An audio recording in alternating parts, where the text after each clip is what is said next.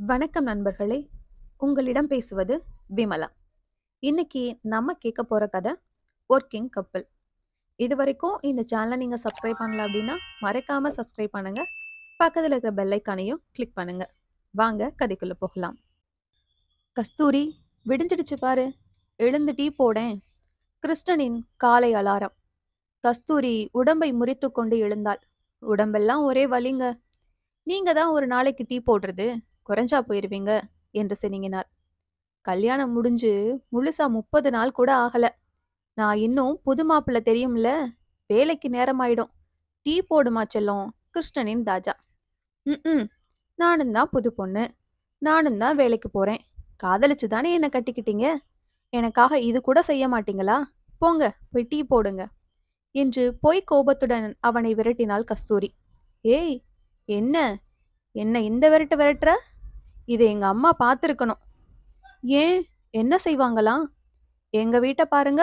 எங்க அப்பா அம்மா 2 பேரும் தான் வேலைக்கு போறாங்க. ஸ்டேட் பேங்க்ல தான் 2 பேரும் சந்திச்சுக்கிட்டாங்க. அப்படியே பழகி கல்யாணம் கட்டிக்கிட்டாங்க. இப்ப கூட எங்க அப்பாவுக்கு எங்க அம்மானா உசுரு. அவர் வீட்ல எத்தனை வேலைகளை இழுத்து போட்டுக்கிட்டு செய்வாரு தெரியுமா? எங்க அம்மாவையே சுத்தி சுத்தி வருவாரு. கஷ்டமான வேலைகளை எல்லாம் அம்மாவை செய்யவே விட மாட்டாரு. அப்படி ஒரு காதல் அம்மா மேல. சரி சரி, அதுக்கு நீ ஏன் வெக்கப்படுற? டீ போடுடா கண்ணம்மா என்றான் கிருஷ்ணன். விடிய விடிய ராமாயணம் கேட்டுட்டு சீதைக்கு ராம சித்தப்பங்கிற கதையால இருக்கு. எங்க மாமா மாமி 2 பேரும் கூட வேலைக்கு போறவங்க தான்.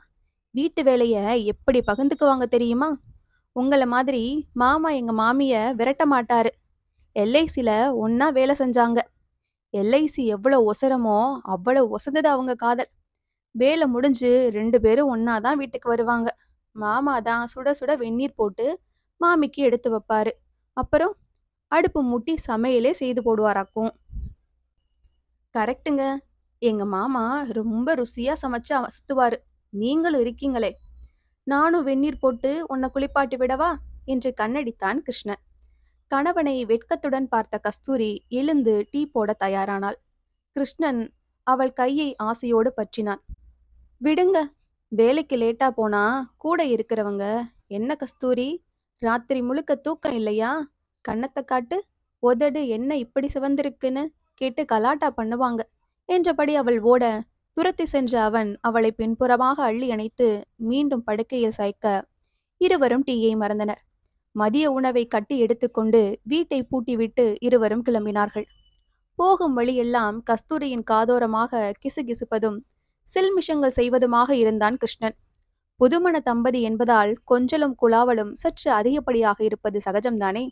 இதோ அவர்கள் வேலை செய்யும் இடம் வந்துவிட்டது. இருவரும் பிரிய மனமில்லாமல் பிரிந்தனர்.